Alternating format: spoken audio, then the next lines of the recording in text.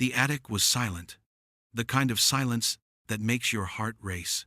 Then the dog looked up and suddenly, the past came rushing back.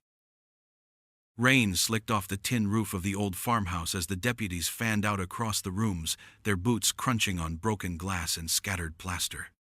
The air smelled of mold and damp wood, the kind of scent that clung to abandoned places where laughter and life had been gone for years. Flashlights cut through the gloom, beams sliding over, peeling wallpaper, empty bottles, and overturned chairs. Sheriff Daniels muttered that it was another waste of time. Another call from a jittery neighbor about strange noises that turned out to be nothing but wind and rats. A few of the younger officers chuckled, shaking their heads, already eager to head back to the warmth of their cruisers. But Duke didn't laugh, didn't relax, didn't believe the silence. The German shepherd stood rigid near the base of the stairs, his hackles raised, his amber eyes locked on the shadowed landing above. His body trembled with a tension no human could mistake for nerves. Claire Monroe, his handler, watched him closely, her own hand tightening on the leash. She had seen this look before. Duke wasn't restless. He was certain. "Clear," Deputy Harris called from the back porch, and another voice echoed, "Clear," from the kitchen. More laughter followed, someone joking about Duke chasing ghosts. Claire didn't join in. She saw Duke's ears twitch toward the ceiling, then his nose tilt upward, inhaling deeply. A low growl rumbled in his chest, building like distant thunder. "Something's wrong," Claire said. But no one paid attention. Duke lunged forward, dragging her up the first few steps. His claws scraped wood, his nostrils flared, and his bark erupted sharp and insistent. It wasn't the bark of a bored animal, or one playing at shadows. It was the bark of a dog who smelled what no one else could, who sensed life hidden in the dark. "Easy, boy," Claire whispered, but her heart was already pounding. She followed his gaze to the ceiling above the stairwell. The plaster sagged there, discolored with water stains, but Duke wasn't looking at damage. He was looking at something behind it, something waiting. He leapt against the wall, paws striking hard, and clawed with desperate energy. Dust rained down on Claire's shoulders.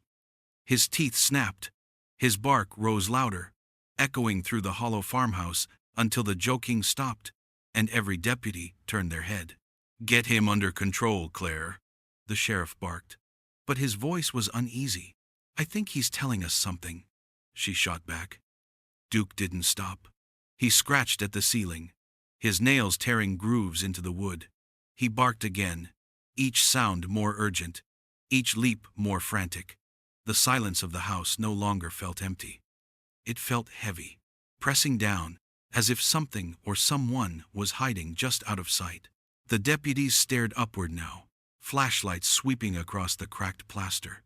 For the first time that night, the room felt charged, the air electric, every man and woman on edge. Claire tightened her grip on Duke's leash, but in her gut she knew the truth. This raid was not a waste of time.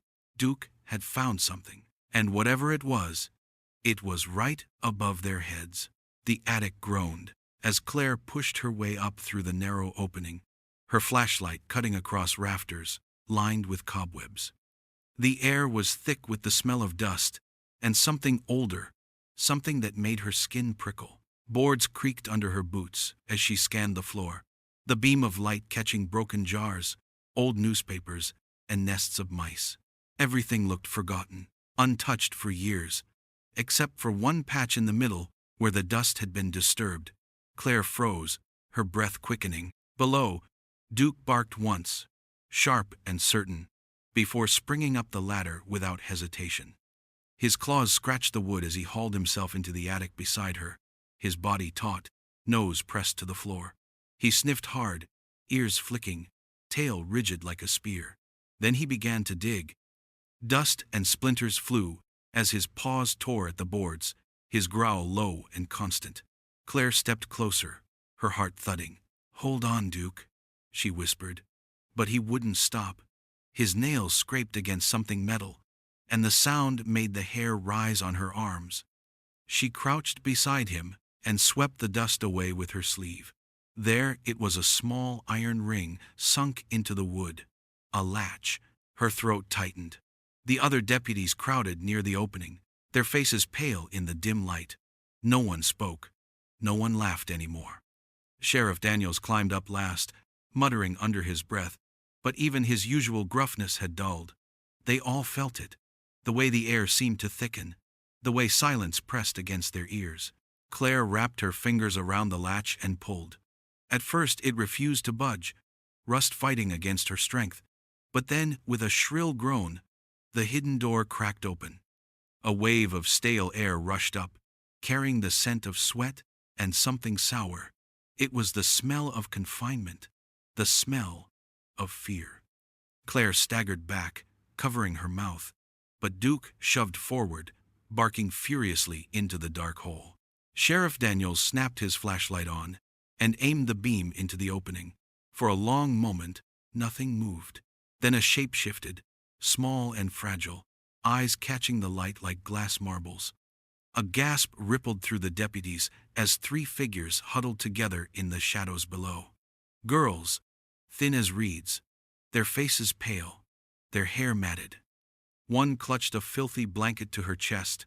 Another raised a trembling hand to shield her eyes.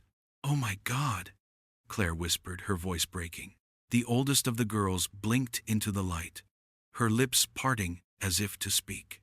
What came out was barely more than a whisper, raw and hoarse. "Don't let him come back." Every deputy in the attic froze. The weight of those words pressed harder than any silence. Duke lowered his head, whining softly, his nose reaching toward them as if to tell them it was over, as if to promise they were safe now.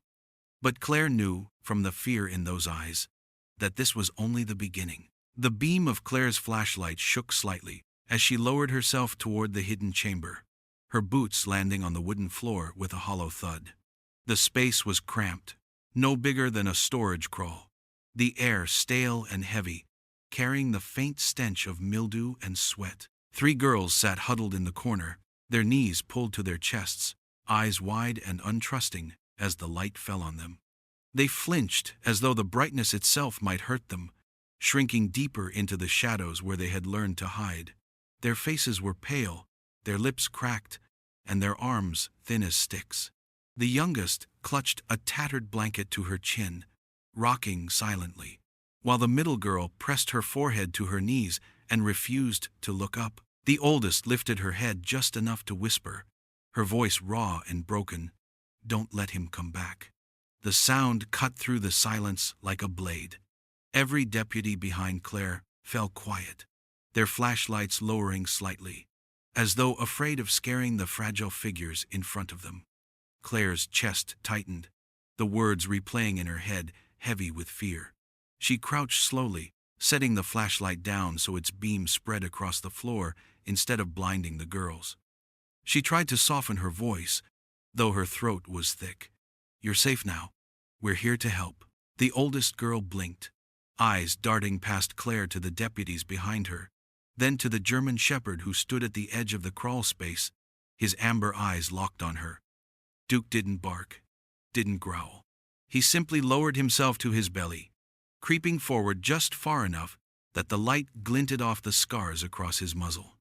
His tail gave a slow wag, careful and patient, his body language gentler than any words could be. The youngest girl peeked out from behind her blanket and whispered, "Doggy?" Her voice was so faint, Claire barely heard it. Duke stretched his muzzle closer, letting out a quiet whine that carried more comfort than promises ever could. Claire's heart twisted as her eyes adjusted to the dim light, and recognition struck like a blow. The oldest girl, her face hollow and bruised, was no stranger.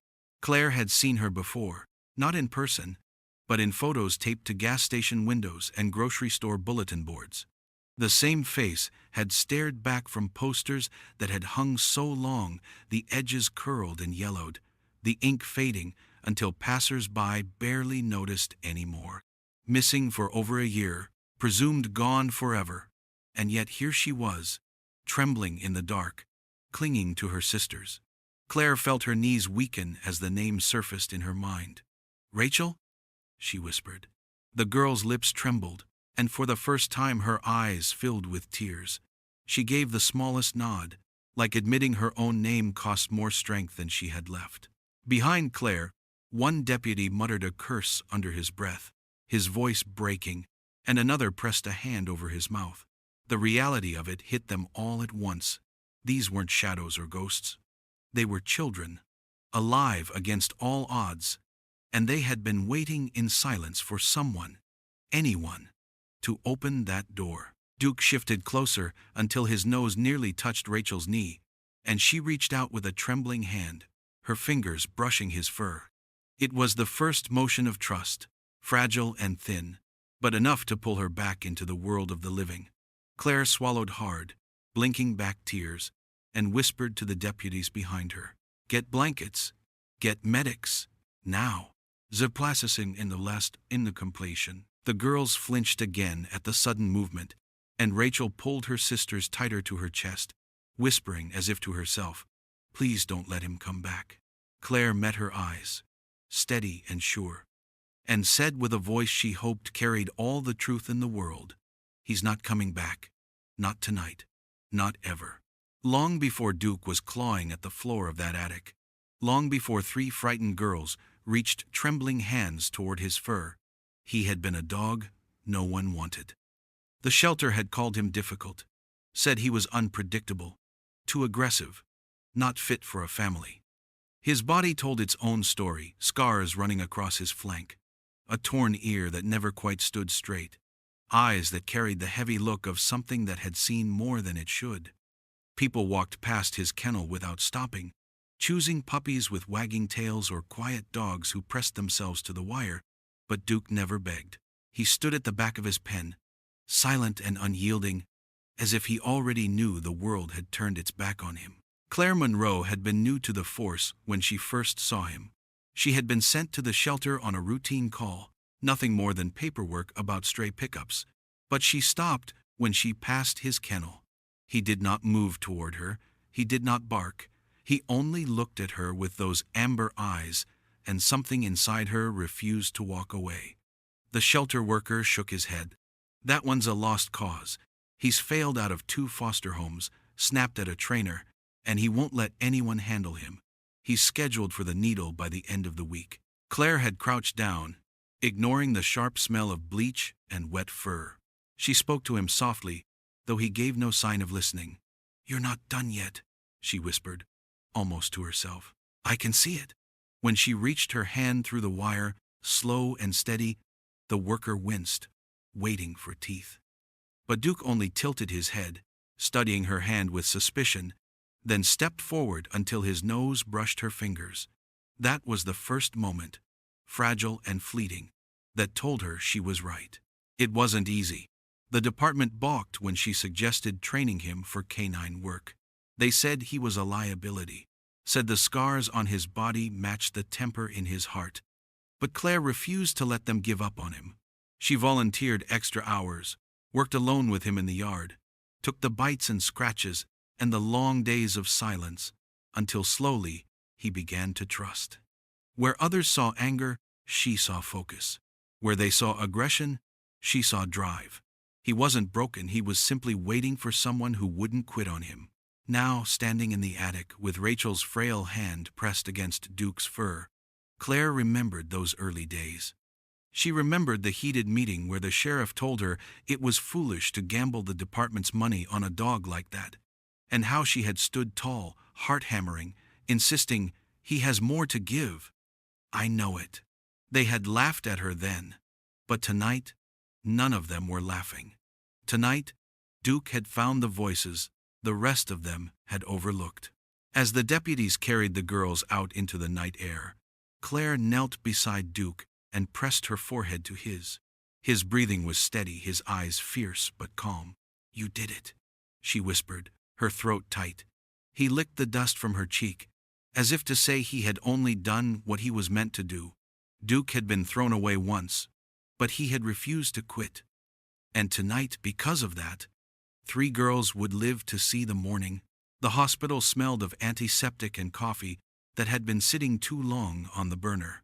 Machines beeped softly in the background. Nurses moved quickly in and out of rooms, and tired parents sat slumped in plastic chairs praying for answers. In one wing, 3 girls lay bundled in blankets too large for their small bodies. Their cheeks were hollow, their eyes sunken, but they were alive.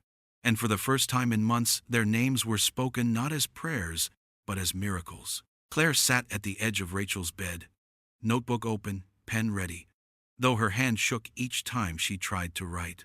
She had seen crime scenes, had walked through blood and fire, but nothing cut her deeper than the quiet voices of children who had survived what no child should. Rachel's voice cracked as she whispered, "He wore a mask." Her fingers twisted the blanket so tightly her knuckles went white. All the time, we never saw his face. Beside her, the younger sister, Anna, spoke through chattering teeth.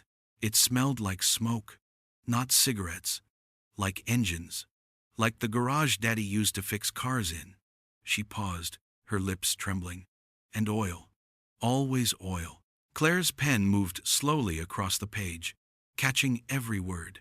She wanted to put the notebook down, wanted to throw it across the room, but the details mattered.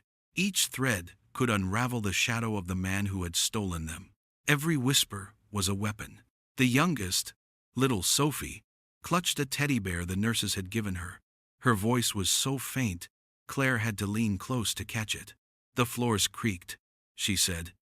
"Every night, we could hear him walking, back and forth, back and forth."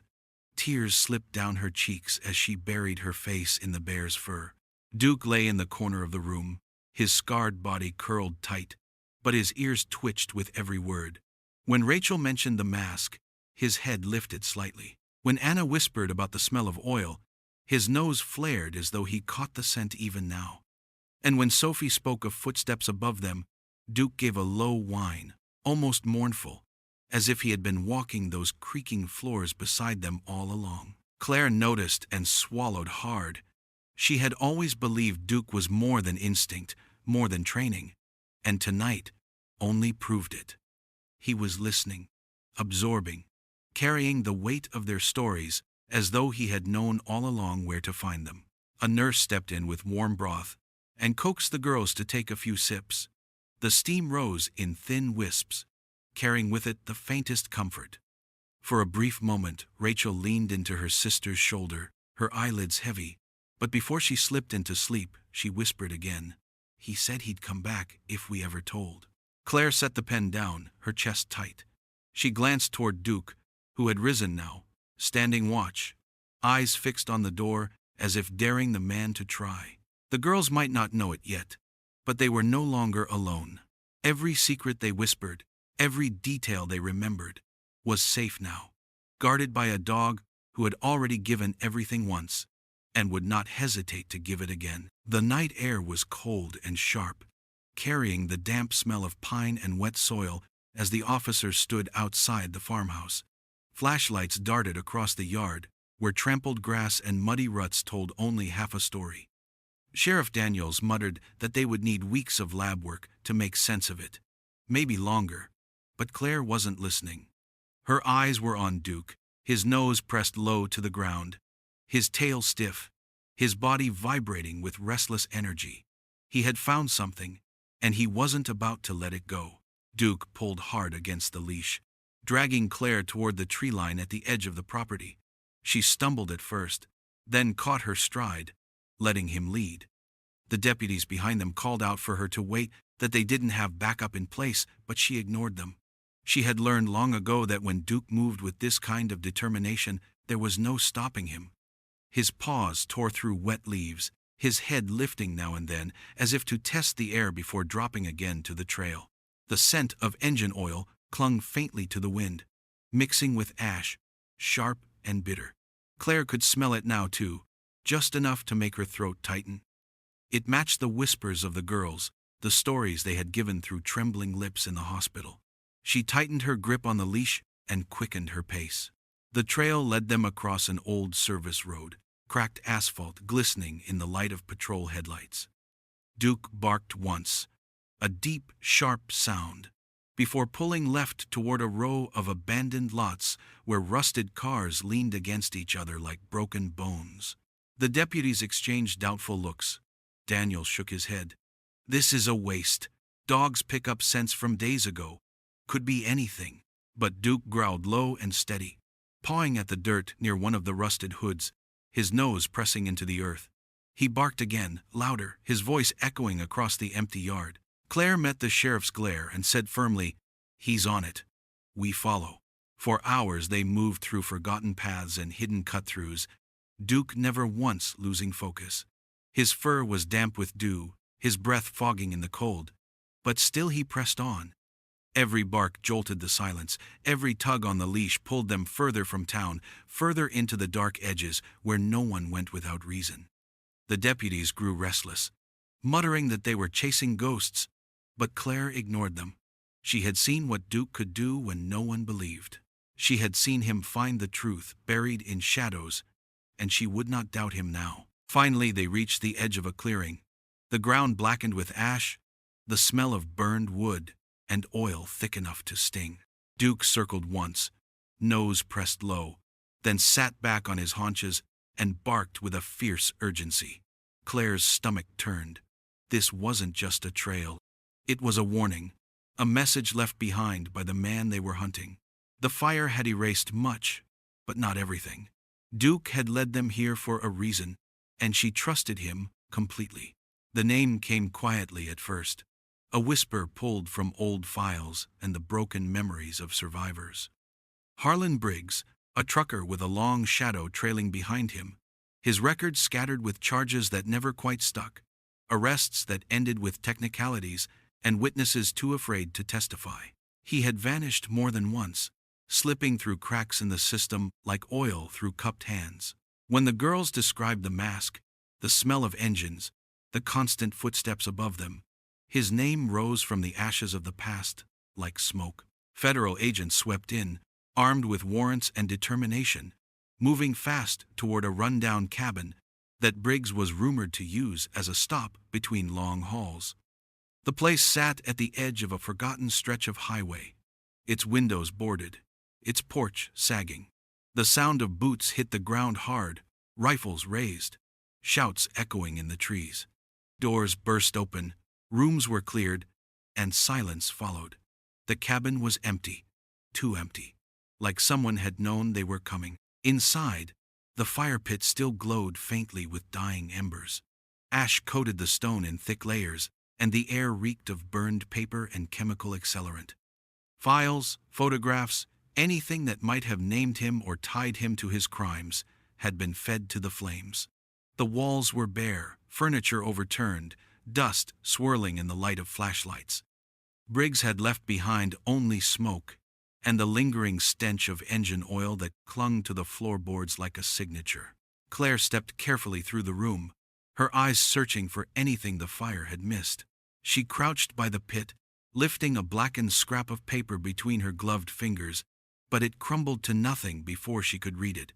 Frustration rose in her chest, sharp and bitter, but before she could speak, Duke's growl rolled low and steady across the room. He stood at the doorway, his body rigid, his nose lifted slightly, drawing in the air with slow, deliberate pulls. His ears twitched, his tail stiffened, and the growl deepened until it rumbled through the cabin like a warning. Every flashlight beam swung toward him, officers freezing in place. Claire's heart pounded as she stepped to his side. "What is it, boy?"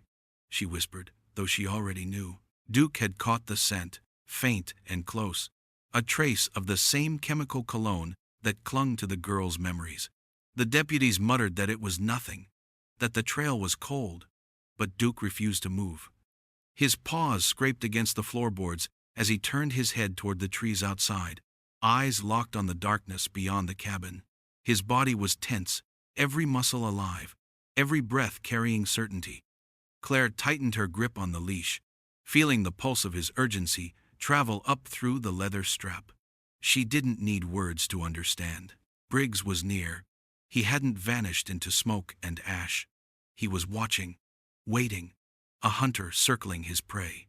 And Duke, scarred and relentless, was the only one who could feel him breathing in the dark. The hospital room was dim, lit only by the glow of machines and the soft spill of light from the hallway. Claire had been dozing in a chair by the wall, her badge still clipped to her jacket, when the sudden scream tore through the silence. She jumped to her feet as Rachel bolted upright in bed, her face pale with terror, her hands clutching the blanket so hard her knuckles shone white. The younger sisters stirred, whimpering in their sleep, but Rachel's eyes were fixed on the ceiling above them, wide and wild. "He's in the attic," she gasped, her voice shaking. "I heard him walking. The boards creaking. He's back." Claire's chest tightened as she rushed to the bed, sitting beside the girl and taking her hand. "It's just a dream, sweetheart," she whispered, smoothing damp strands of hair from Rachel's face. "You're safe here. No one can get to you now." But Rachel shook her head violently, tears streaking down her cheeks. "It wasn't a dream," she insisted, her voice breaking. "It was him. The same sound. I know it."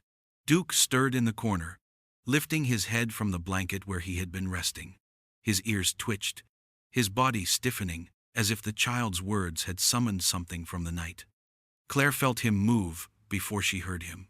The low growl that spilled from his chest was deep and raw, a sound that seemed to vibrate through the floor. He rose slowly, his amber eyes locked on the dark window across the room. Claire froze, her hands still wrapped around Rachel's. She turned toward the window just as Duke stepped closer, his fur bristling, the growl climbing in his throat. Outside the glass was nothing but night, the faint shimmer of streetlights blurred by rain, but Duke saw something more.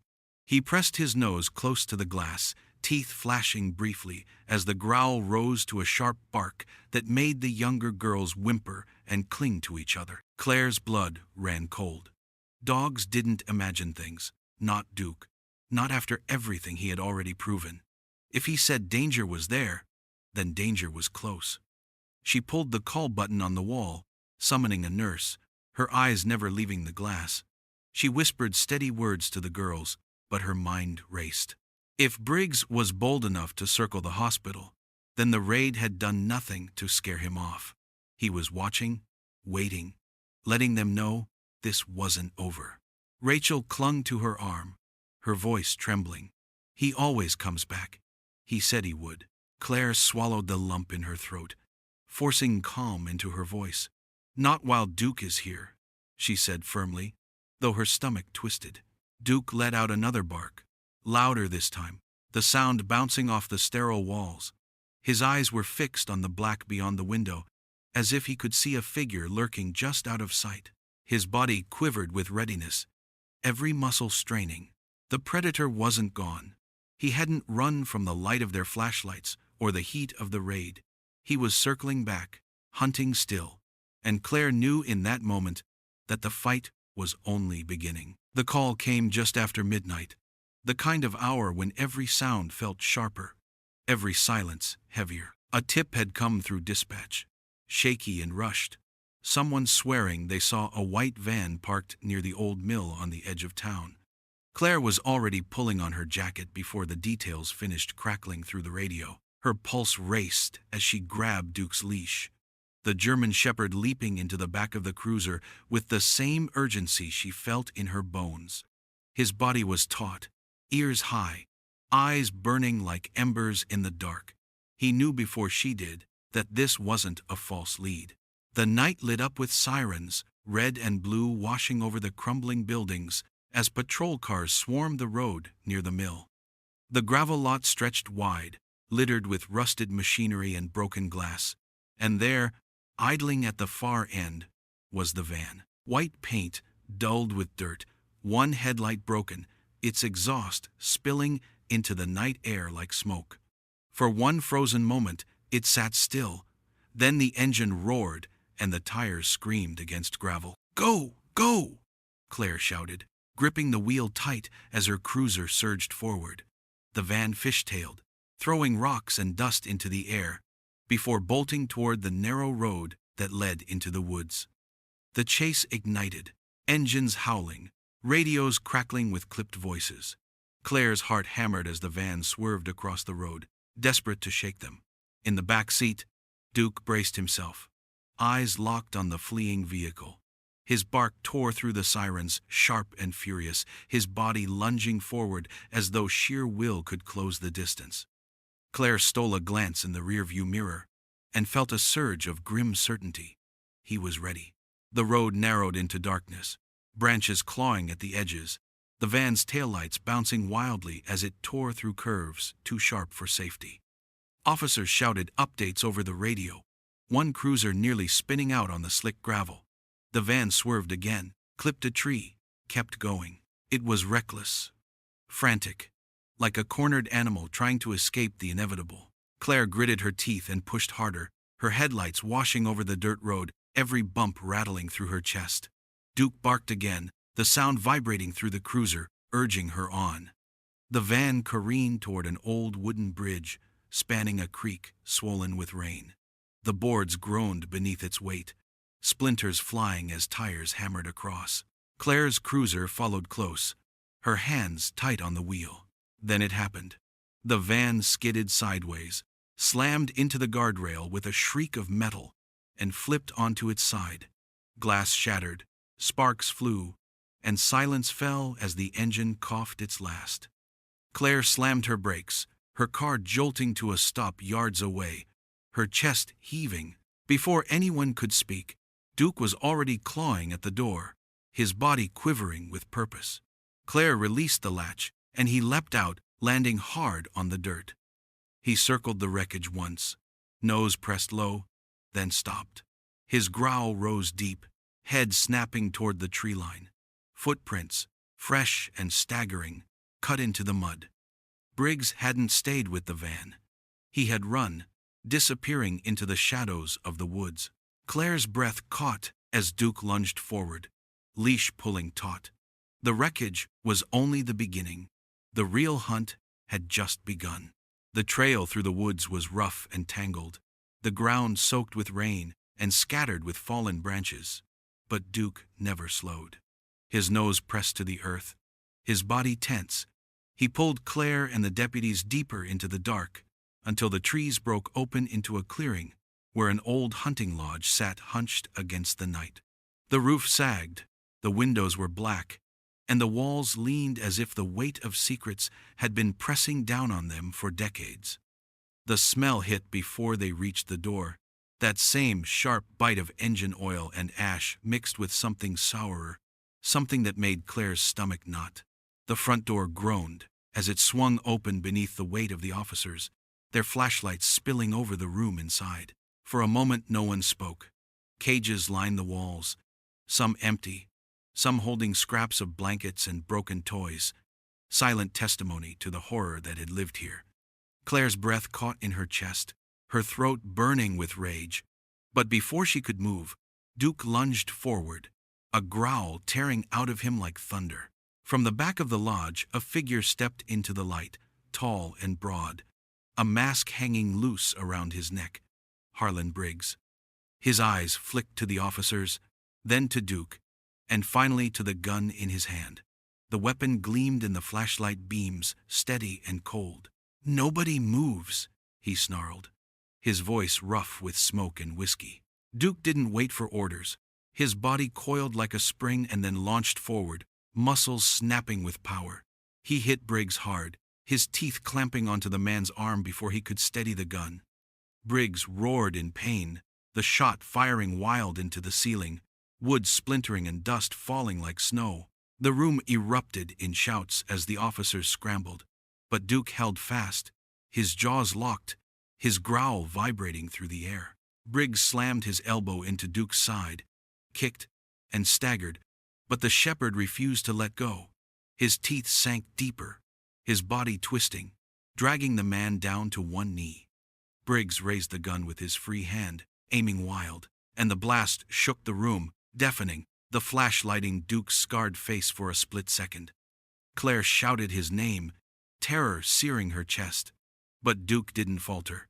Even as blood streaked his shoulder from the close graze of the bullet, he lunged again, knocking Briggs backward into the cages. The crash echoed, metal rattling as Briggs dropped the weapon, his hand scrabbling against the floor.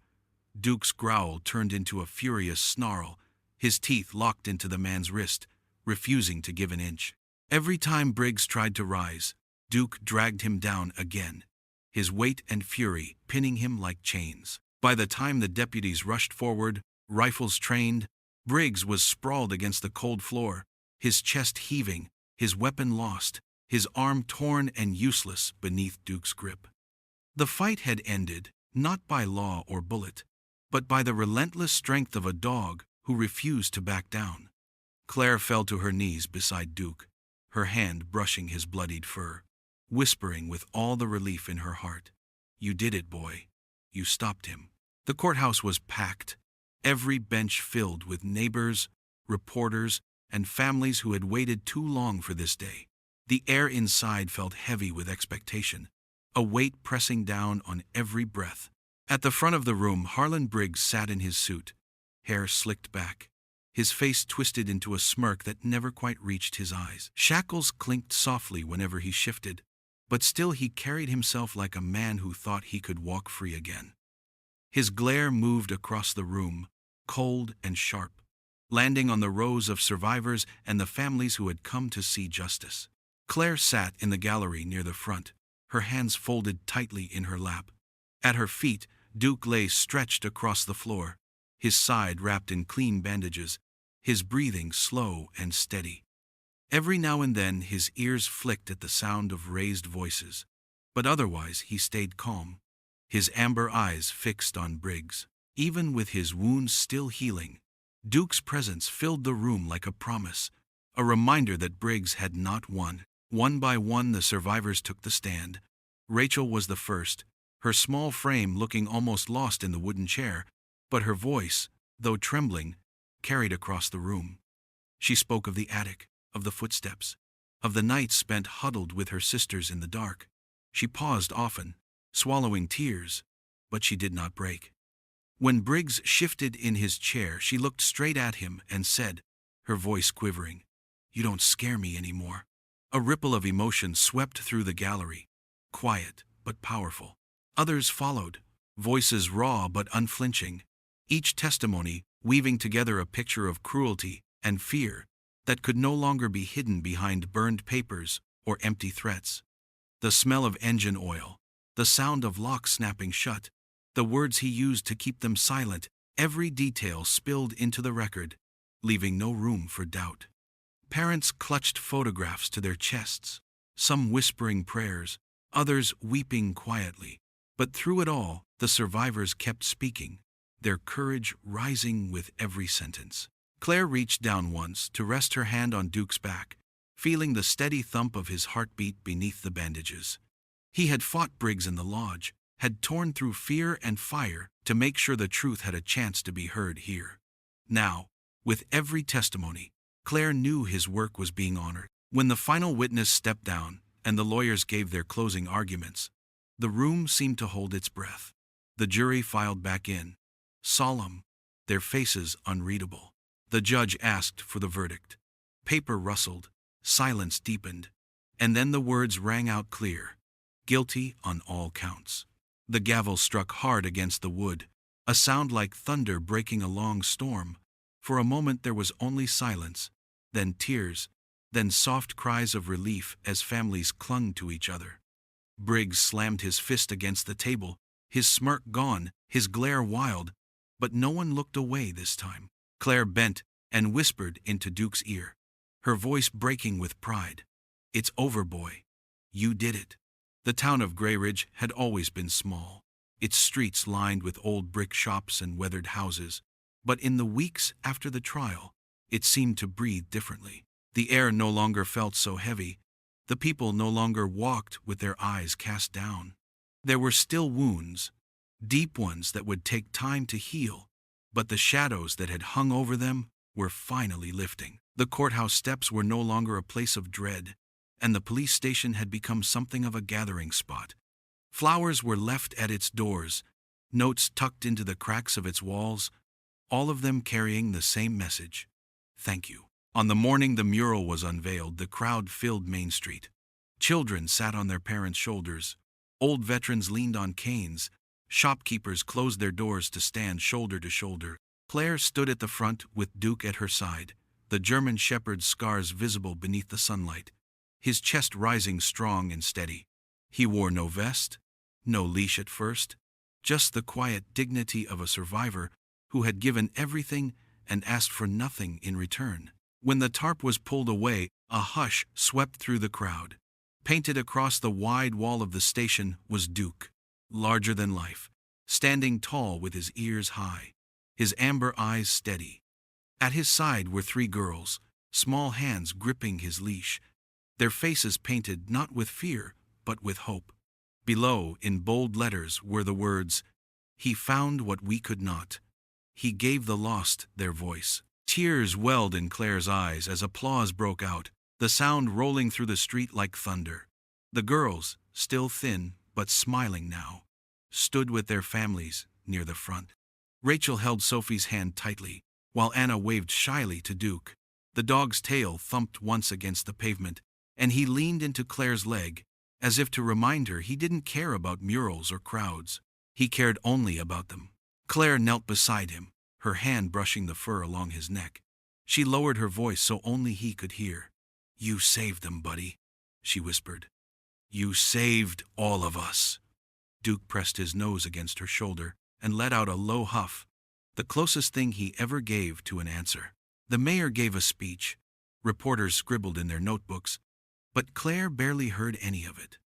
She watched Duke instead, the way children reached out to touch his fur, the way strangers nodded with respect, the way the girls smiled when he nudged their hands with his nose. For once, Greyridge felt safe, not because evil had been erased, but because one dog had refused to let silence bury the truth. As the sun dipped low and the mural glowed in the fading light, Claire knew this moment would last long beyond them all. Long after the scars faded and the trials ended, the story of Duke would remain, painted in color on the walls of the town he had saved. Thank you for watching this video of A Dog's Devotion. If you liked this story, show your support with a like, and join us by subscribing for more inspiring stories like this one.